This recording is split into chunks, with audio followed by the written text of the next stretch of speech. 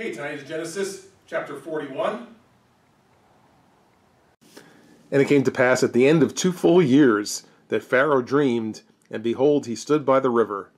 And behold, there came up out of the river 7 well-favoured kine and fat-fleshed, and they fed in a meadow. And behold, 7 other kine came up after them out of the river, ill-favoured and lean-fleshed, and stood by the other kine upon the brink of the river. And the ill-favoured and lean-fleshed kine did eat up the 7 well-favoured and fat kine. So Pharaoh awoke. Chapter 41 begins, says, at the end of 2 full years, Pharaoh had a dream. Now, the 2 full years, the significance of that, or why the time frame is even being mentioned, is because if you recall, at the end of chapter 40, Joseph had interpreted the dreams of the chief butler and the chief baker who were in prison with him. And the chief baker was executed, but the chief butler was restored to his position with Pharaoh. And Joseph had asked the chief butler to remember him when he was back with Pharaoh, and it says in the last verse of chapter 40, he forgot. So he never mentioned to Pharaoh about this prisoner Joseph who was interpreter of dreams. So 2 more years pass. Okay? Like I said, I want you to understand that Joseph was showing a lot of patience and optimism and depending on God, in spite of the fact that things were just not really working well for him personally.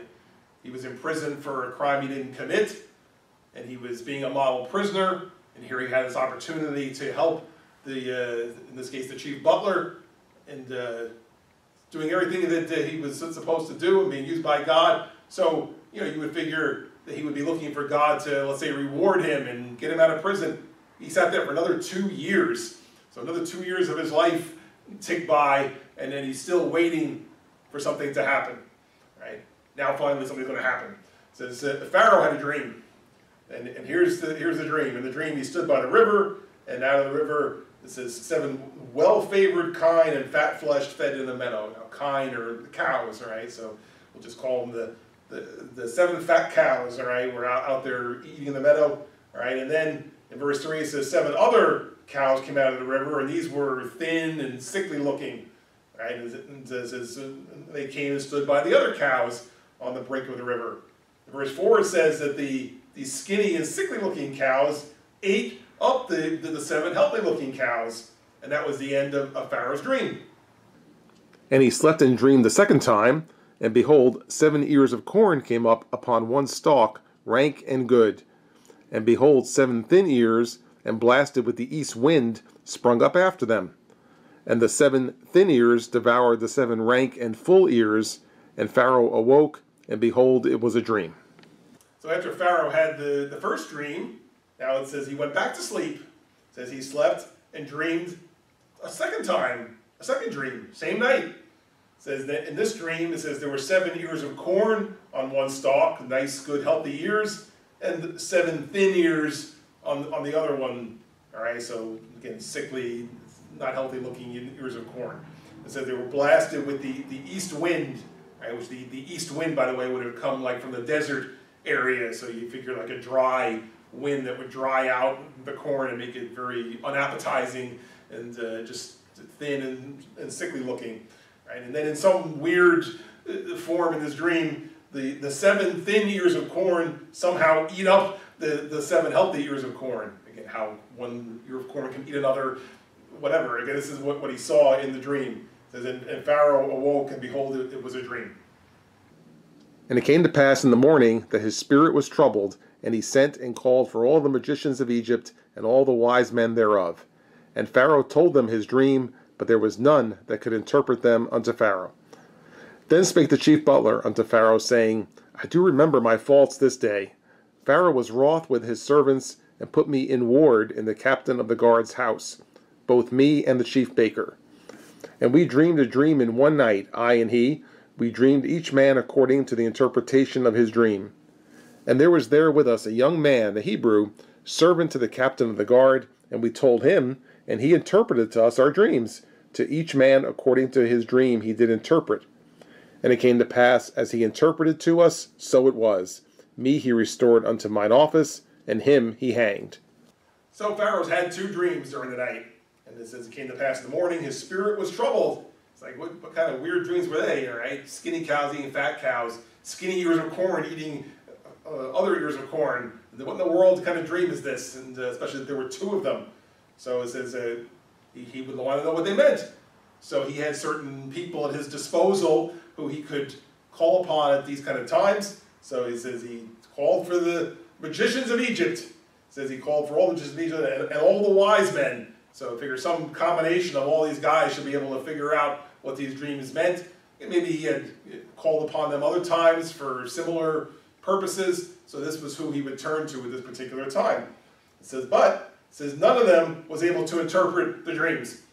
Now, I mean, of course, we know that magicians and stuff and such are, it's not real, right? And the wise men can only be so wise. You can figure out what you can figure out. So none of them are being inspired by God, which is what's needed really to come up with the interpretation of this dream.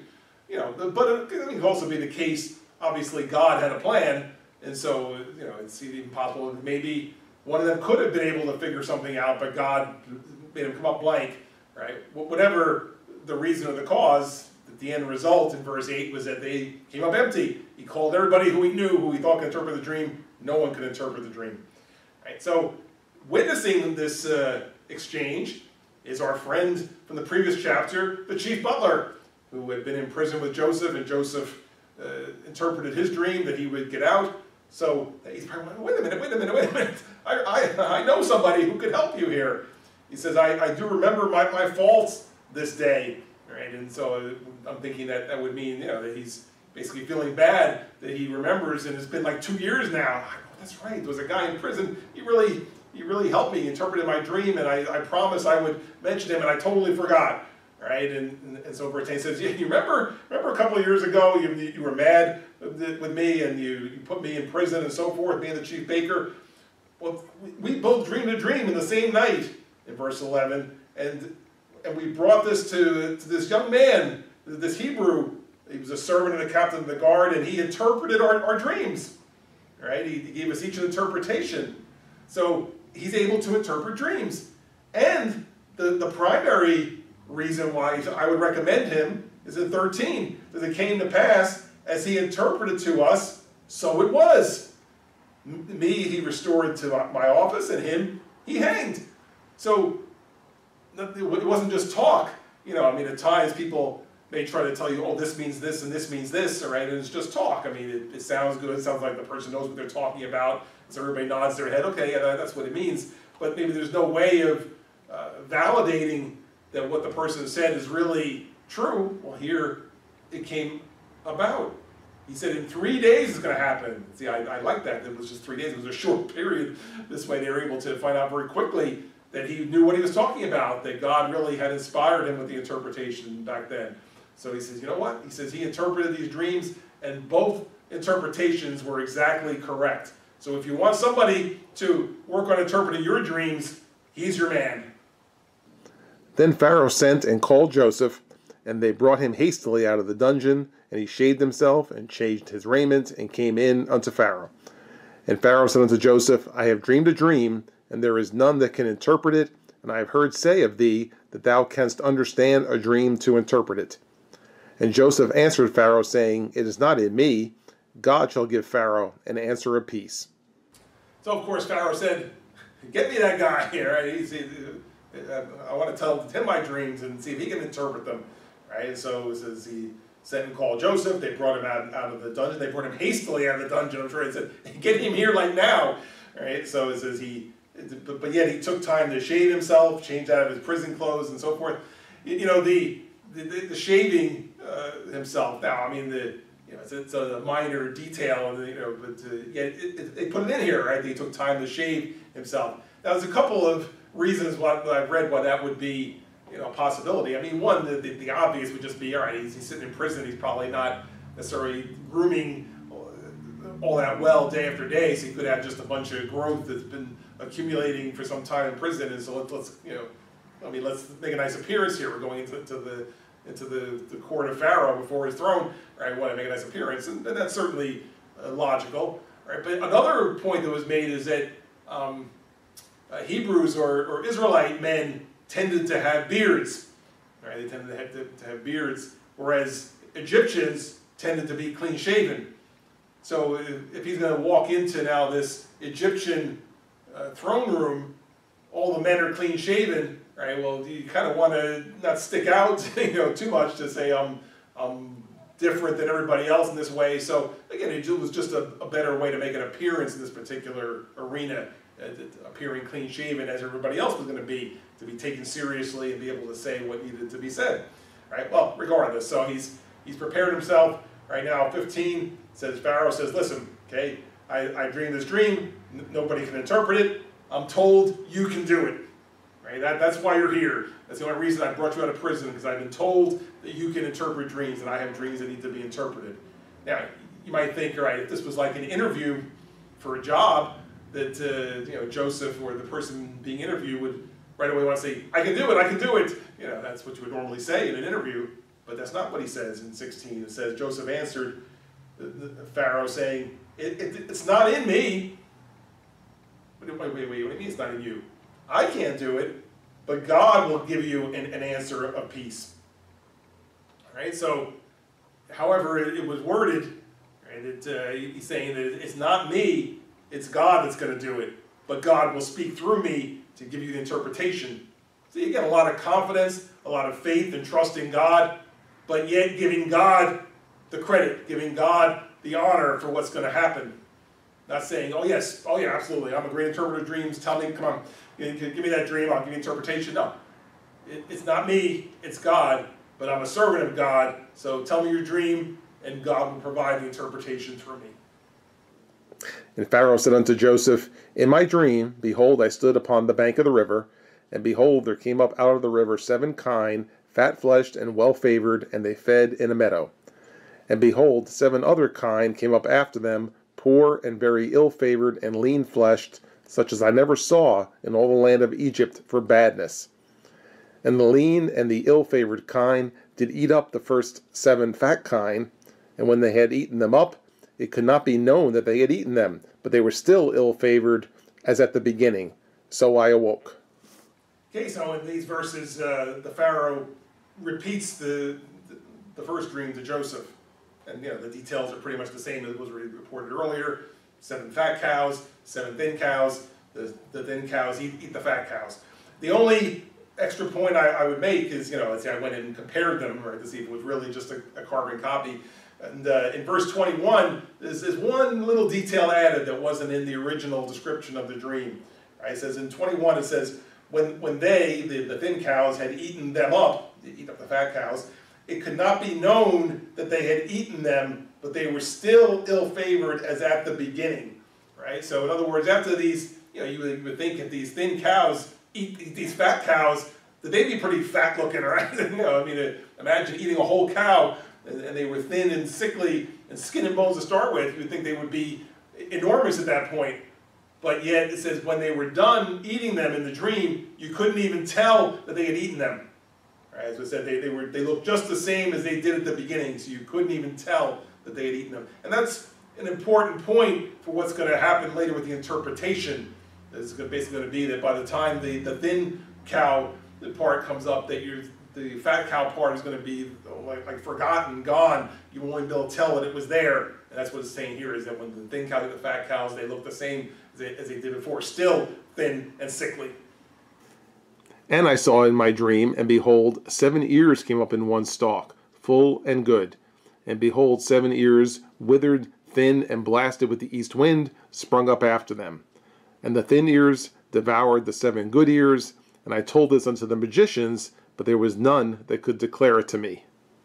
So here Pharaoh repeats the second dream about the corn, the ears of corn, that the 7 fat ears, 7 thin ears, and the thin ears devour the fat ears, right? And again, I went through and compared it, and this one is pretty much the same. The only word that's added in verse 23, where it refers to the thin ears as withered, right? And if you think of what withered would mean, it would mean that it was like blasted by the wind, and so it was this wind that was causing it to be withered, to be thin, and so forth. So again, just a little more descriptive information regarding the ears of corn.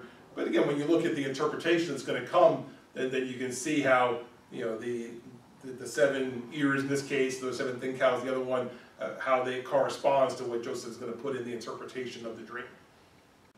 And Joseph said unto Pharaoh, The dream of Pharaoh is one. God hath showed Pharaoh what he is about to do. The 7 good kine are 7 years, and the 7 good ears are 7 years. The dream is one. And the 7 thin and ill-favoured kine that came up after them are 7 years, and the 7 empty ears blasted with the east wind shall be 7 years of famine. This is the thing which I have spoken unto Pharaoh. What God is about to do, he showeth unto Pharaoh. Okay, so Joseph has heard the 2 dreams. Now he's ready to deliver the interpretation. And he says in verse 25, the dream of Pharaoh is one. In other words, it's 2 dreams, but it's the same dream because it's the same message from both. Unlike the dreams in the previous chapter of the chief butler and chief baker, that there were 2 different dreams and 2 different meanings. In this case, it's 2 dreams, same person, same night, 1 meaning. Right? So he says, God has showed Pharaoh what he is about to do. And so in 26, it says putting the 2 dreams together, the 7 fat cows and the 7 fat ears of corn are 7 years. Okay, and again, this dream is one. Right? And then 27, the 7 thin cows and the 7 thin ears of corn that would blast with the east wind shall be 7 years of famine. Right? So again, the count relates to time. So it's 7 years and 7 years. So the 7 years of good and plenty, 7 years of famine and want. Right? That's how he's laying out the interpretation here. So in 28, he kind of reiterates what he said in 25. What God is about to do, he showeth unto Pharaoh. And this is, again, to me, a key point in that, this is not just, oh, isn't it neat to know what's going to happen, all right? Or, this way I can know things, I know what's going to happen. It's not just, isn't that interesting, right? But God is showing him what's about to happen, obviously for a purpose, so this way you can do something about it. See, when we think of, God revealing things that are going to happen in the future, I mean, some things, that are revealed is just for our interest, if you will. But other things, if God is revealing it to us specifically, it means he wants to do something, maybe to prepare in some way. Right? And that's what's happening here. He says, God is showing you what's going to happen. This way you can be prepared and do something to be ready when these periods of time come about.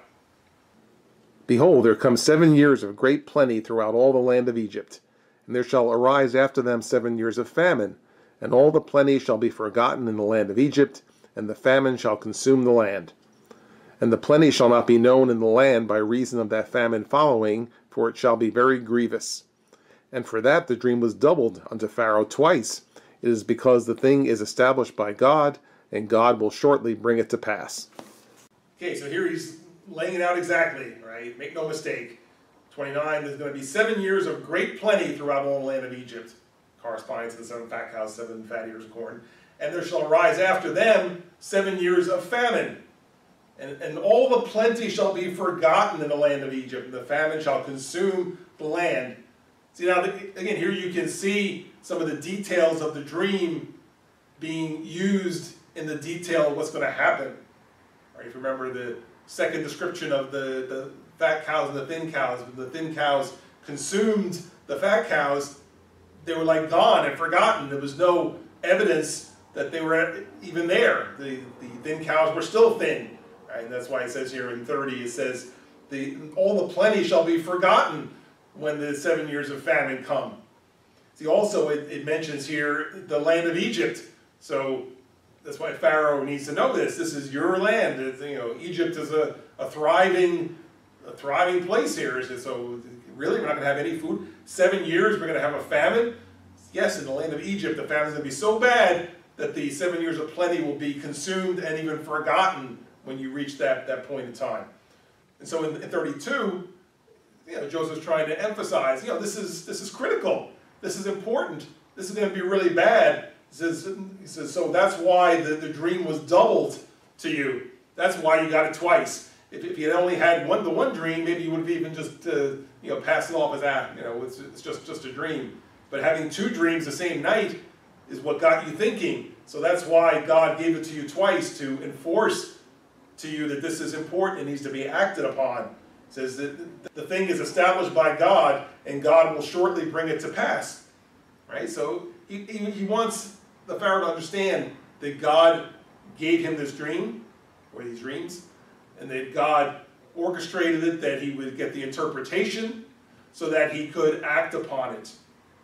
So really, when it's all said and done, the Pharaoh should be thankful to God, because God could have done nothing, and just let them go on their merry way, enjoying their 7 years of plenty and blowing it all, and then 7 years of famine come and everybody starves to death. Right? He could have done that, but no, God is revealing to him what's going to happen so he can take action. And so, recognizing that it would come from God, you would thank God for that, even though this was not the God of Egypt, it was the God of Israel. So that Joseph was not shy about saying this warning comes from God, the interpretation comes from God, so God's giving the opportunity to react and save the whole land of Egypt. Now therefore let Pharaoh look out a man discreet and wise, and set him over the land of Egypt. Let Pharaoh do this, and let him appoint officers over the land, and take up the 5th part of the land of Egypt in the 7 plenteous years. And let them gather all the food of those good years that come, and lay up corn under the hand of Pharaoh, and let them keep food in the cities. And that food shall be for store to the land against the 7 years of famine, which shall be in the land of Egypt, that the land perish not through the famine. Now in 33, Joseph starts to describe a possible plan for dealing with what's going to come. He says, and listen, here's what you need to do. He says, get a man who's discreet and wise, and let him oversee what's happening in the land of Egypt. He says, do this and appoint officers over the land. Take up the 5th part of the land of Egypt in the 7 plenteous years. In other words, take 1/5 of everything you grow and store it. Store it somewhere. Take advantage of the fact that you're going to have a lot more food and save some portion of it. Right? And so in 35, gather all the food of the good years that come, and lay up corn in the hand of Pharaoh, keep the food in the cities, and that food shall be for store in the land against the 7 years of famine, that the land perish not through the famine. Right? So he gives him a plan. Save 20% of everything that you grow in the next 7 years, store it up to be used for the 7 years of famine. Right, now, a couple things. That Joseph mentions, get a wise man to put over this whole effort, because somebody's got to be in charge. People are not going to just save on their own, which makes perfect sense. It's perfectly logical. People don't do these things on their own. So you're going to have to enforce it. You're going to have to have somebody who's going to go around and set up storage areas, collect all this food and store it, right? Because otherwise it's not going to happen. Now, obviously, he's describing a position that he himself could fill, but I don't think it was for that purpose. Joseph was a humble man. He's a Hebrew. Well, why would he think that the Egyptians would hire him and give him this important position? He's just telling Pharaoh what's needed, right? You need somebody who you can trust to oversee this. Now, in describing the collection of the food, see, as a mathematically based person, my first thought was, wait a minute, if I'm going to save 20% of the food for the next 7 years, how is that going to feed everybody for the whole 7 years after that, right? It's not enough. It's going to only be good for 20% of the time, or 20% of the people, one or the other. Well, the answer to some of that is, first of all, the first 7 years, it says, were years of plenty, so it was more than normal. So 20% of an abundance is higher than what 20% of a normal would be, so you're going to get more to save up, right?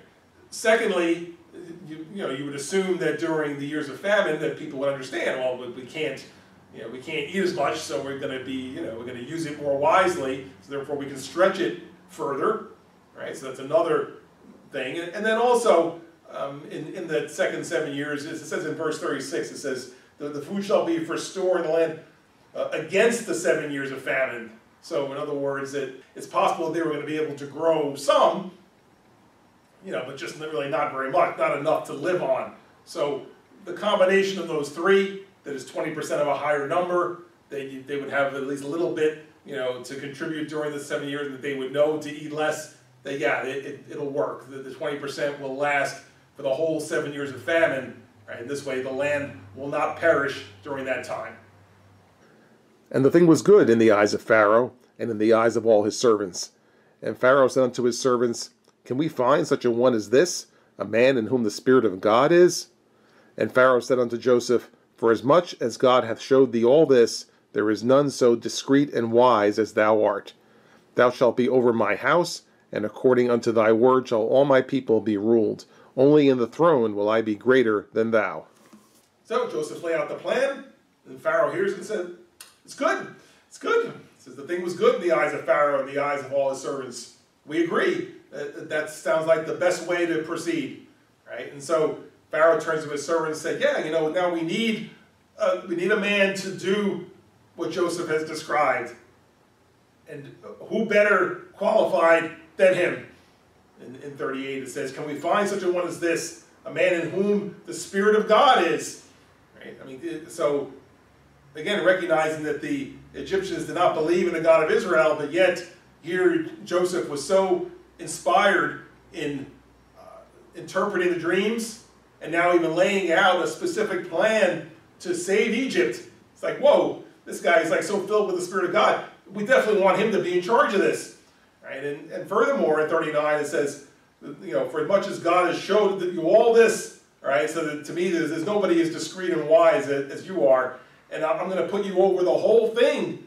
And in fact, in 40 he says, You'll be over my whole house, and according unto thy word shall all my people be ruled. Only in the throne will I be greater than you. Right? So not only is he putting him over this food project, he's making him second in command in Egypt, which is pretty amazing, really, if you think about it.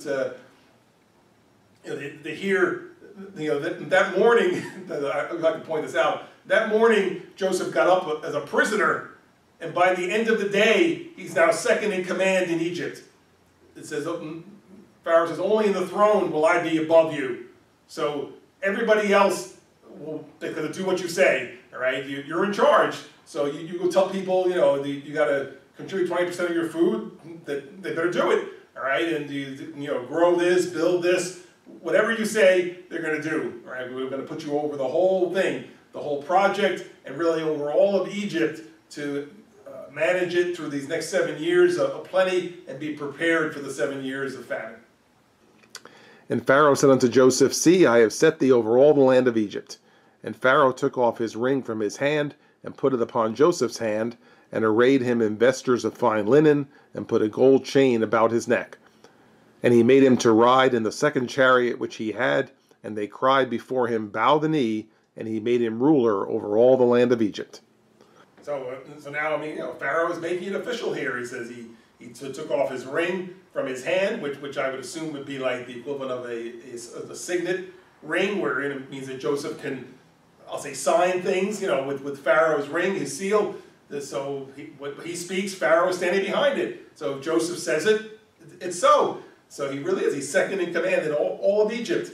Right? He says so he put the ring on his hand, he arrayed him in vestures of fine linen, put a gold chain on his neck, made him ride in the second chariot behind him. Right? He says, bow the knee, and made him ruler over all the land of Egypt. So wow, what a leap up to this position. Like I said, from where he started as a Hebrew slave and even a Hebrew prisoner, now he's second in command in Egypt. You think of the second chariot, right, that he had, which when I read that, I think of, like, let's say in the United States, the president of the United States rides on an airplane. It's called Air Force One. Right? But if the vice president rides on a plane, the plane is known as Air Force Two. So that's what I would think of here. That in essence, he's now second in command in Egypt, so he gets the second chariot, whatever that is. It's the official chariot of the second in command in Egypt. And Pharaoh said unto Joseph, I am Pharaoh, and without thee shall no man lift up his hand or foot in all the land of Egypt. And Pharaoh called Joseph's name Zaphnath-Paneah, and he gave him to wife Asenath, the daughter of Potipherah, priest of On. And Joseph went out over all the land of Egypt. And Joseph was 30 years old when he stood before Pharaoh king of Egypt. And Joseph went out from the presence of Pharaoh, and went throughout all the land of Egypt. So since Joseph now has a specific position among the Egyptian government, we'll say, that so Pharaoh gives him an Egyptian name, all right, and there's a name in verse 45, Zaphnath-Paneah, all right, that was what he was going to be known by in Egypt, right, rather than by his Hebrew name of Joseph. He now had an official Egyptian-sounding name, Zaphnath-Paneah, right, and furthermore, he married somebody who was an Egyptian. He gave him to wife Asenath, the daughter of Potipherah, priest of On, and now Joseph went out over all the land of Egypt.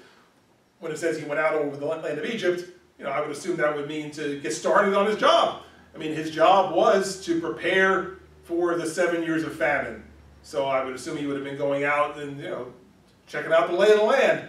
Who's going to be growing food, where would be a good place to build some storage units, or, where we're going to store the food. So he's checking out the lay of the land. He went out to start on the job of preparing for the 7 years of famine. And in 46, just to give you an idea of timing, and I'm glad they put this in, because this way you understand how much time has passed. It says 46, Joseph was 30 years old when he stood before Pharaoh, right, and then went out and got started on his job. So if you can recall earlier, a few chapters ago, it was mentioned that when Joseph was sold into Egypt by his brothers, he was 17 years old. So it means that 13 years have passed now. And, I mean, no significance to the specific number of 13, but think of 13 years passing where he basically didn't know for sure if things were ever going to work out for him. I mean, here he was a young man, had his whole life ahead of him. He's ripped away from his family. His family did it, of course. He's a slave. He's a prisoner. 13 years waiting for God to use him. You think about that sometimes when we get impatient. We feel like God's going to use it for something, and oh, gee, it's been a week, it's been a month, when's it going to happen? All right, 13 years Joseph was a slave and then a prisoner, waiting for God to use him for whatever God's purpose was for him. Finally, the day has come. He's 30 years old, and now he's being used by God in a great way.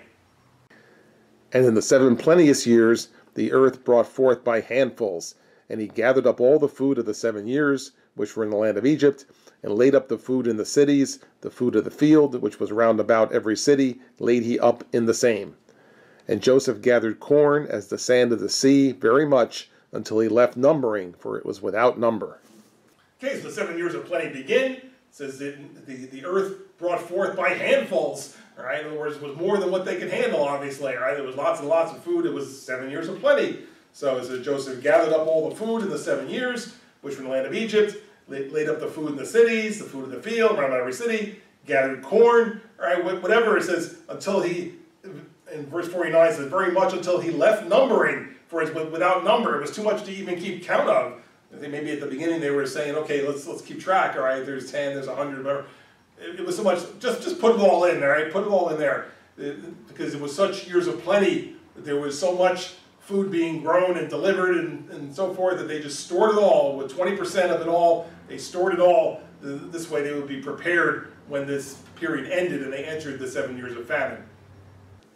And unto Joseph were born 2 sons before the years of famine came, which Asenath, the daughter of Potipherah, priest of On, bare unto him. And Joseph called the name of the firstborn Manasseh, for God, said he, hath made me forget all my toil and all my father's house. And the name of the second called he Ephraim, for God hath caused me to be fruitful in the land of my affliction. It was during this time that Joseph had 2 sons.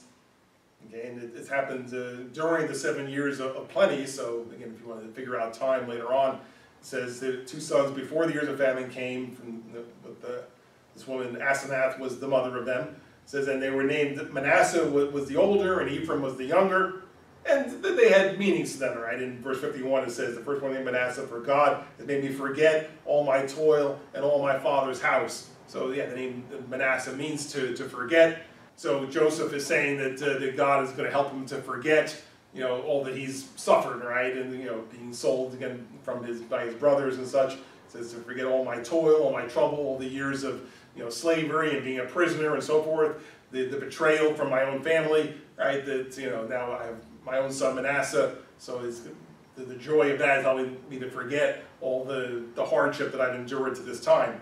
And then the word Ephraim means fruitful. So, as it says, for God caused me to be fruitful in the land of my affliction. So that even when I was sent here, sold into Egypt as a slave, yet God has brought it about that I can be fruitful in terms of serving a good purpose, serving mankind, helping to save lives. Before I was wasting my life as a slave, a prisoner. Now I have a fruitful life, helping other people, and even in their time of need.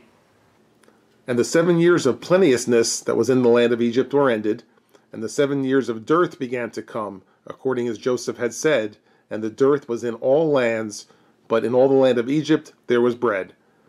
And when all the land of Egypt was famished, the people cried to Pharaoh for bread, and Pharaoh said unto all the Egyptians, Go unto Joseph, what he saith to you, do. So the 7 years of plenty come to an end, and now the 7 years of famine begin, in verse 54, according as Joseph has said. Right? And it says, and the dearth was in all the lands, but in all the land of Egypt there was bread. Now, what's the bread? The bread is not what was stored, right? You can't store bread for 7 years. So the bread is whatever the individual families were able to keep, right? So maybe they had saved up some stuff, and so they had enough to make bread and such for a little while. So they were able to subsist for some period of time, obviously not near enough to last for 7 years, right? But it does say that there was, in the land of Egypt, there was bread, right? But eventually it runs out in 55. It says, when all the land of Egypt was famished, now the people cried to Pharaoh for bread. We're done, we ran out. Doesn't say how long they went, but some period of time passed, and now they're done. They're out of bread. So they go to Pharaoh and says, hey, we're out of bread, we need bread. So Pharaoh said, now, go to Joseph, all right? He's the man. He's been over this whole project, saving up corn and such for the last 7 years, and now he's ready to serve you here. He's ready to help you out, right? So whatever he says to you is what you do, which that would also mean that he was commissioned with setting whatever price would be involved, right? They weren't just going to give it all away; they were going to sell it. So they would have the people purchase corn and such from them, but at least it was available. So it wasn't even so much to be a money-making operation. It was that we have what you need. There's no corn anywhere else, so you come to us, you purchase it, and we can provide it for you. This way you won't starve during the famine. And the famine was over all the face of the earth, and Joseph opened all the storehouses and sold unto the Egyptians, and the famine waxed sore in the land of Egypt, and all countries came into Egypt to Joseph for to buy corn, because that the famine was so sore in all lands. And it points out that the famine was not only in Egypt, but it was pretty much everywhere, right, over all the face of the earth. And Joseph opened all the storehouses, sold to the Egyptians, all right, I guess they were the first priority, but he had so much stored up. Then 57 says, all countries came to Egypt to Joseph to buy corn, because the famine was so sore in all the lands. So imagine that. I mean, this whole effort of saving this up over 7 years, it wasn't even just for Egypt alone that the plenty of Egypt that was saved up and stored through the oversight of Joseph was enough that it was able to help people even from the surrounding areas. The people from other countries were able to come and buy corn from Egypt because Joseph, through the inspiration of God, had been able to save this up. So what a fruitful life he's leading now, helping not only Egypt, but even all the lands round about.